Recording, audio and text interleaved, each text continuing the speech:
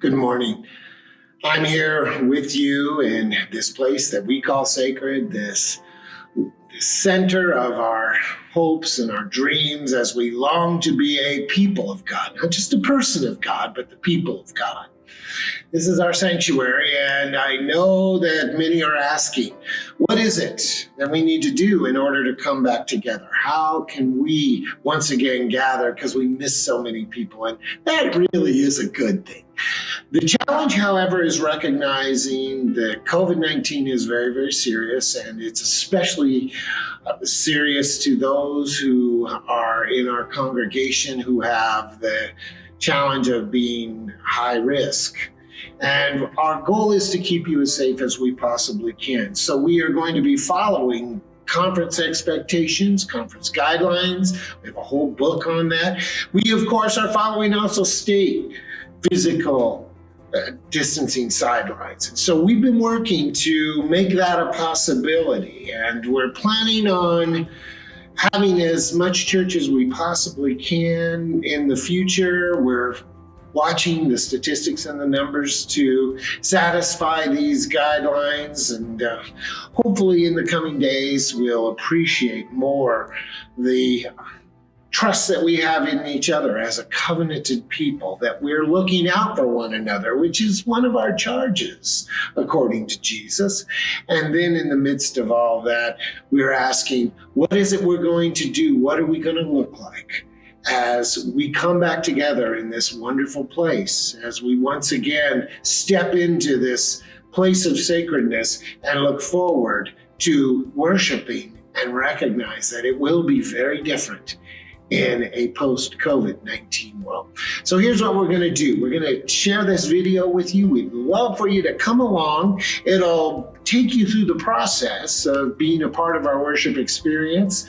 And I hope that if you are in any way immunocompromised or if you're in a high-risk category, you will continue to follow us and worship with us online. But for those who are longing to come back together, please recognize it's going to be different. But yet, we will come together again as the people of God, anticipating that not only will we take care of ourselves, but we'll take care of one another as well. So, come on, let's take a journey. We're going to walk through this process. Under current yellow guidelines, group gatherings must be limited to 50 people or fewer, and we are asked to maintain a social distance of 6 feet from persons who are not part of our household.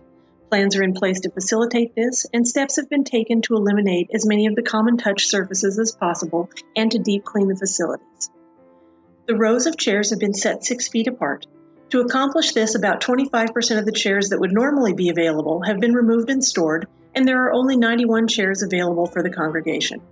Since the combined width of 3 linked chairs is approximately 6 feet, we must leave 3 or more unoccupied chairs between unrelated parties during worship. No Bibles, hymnals, or attendance pads will be available at your seat. We'll also not be using printed bulletins for the time being. Rather than passing baskets, offerings will be collected in boxes placed near the side exit door. As always, please do feel free to bring your own Bible from home. Between clergy, greeters, ushers, technical staff, and musicians, about 12 to 14 people are needed just to open the building and lead worship. That leaves room for 35 people in the congregation without exceeding the 50-person limit. Sounds pretty simple, but it's actually not. If 3 out of every 4 chairs must go unoccupied, we might only be able to seat 18 to 20 persons per worship service if most of the attendees are seated singly. People seated as couples or family groups should help to reduce the number of unoccupied chairs per row, and by extension increase the total number we can seat. We will be employing one-way traffic flow for entering and exiting the building to avoid congestion in the narthex where space is tight. Even so, it may not be possible to maintain 6 feet of separation in the narthex or restroom areas. Because of this, we must require that masks or appropriate face coverings be worn at all times while inside the building. We ask that you enter the building for worship using the front door through the narthex. Ushers will seat parties as they arrive. Please be patient with this process. Your ushers have planned and trained for this, but it is new for everyone, so they'll be working out issues as they arise. We really are all in this together, and we want everyone to be safe and to feel comfortable. As worship concludes, ushers will move forward and release the congregation by rows from front to back, much as they would during communion. Please exit the sanctuary through the south door into the courtyard. Masks are optional outdoors, but please do respect distance while you're socializing. Unfortunately, we are unable to offer refreshments in the fellowship hall until St. George is back to green status.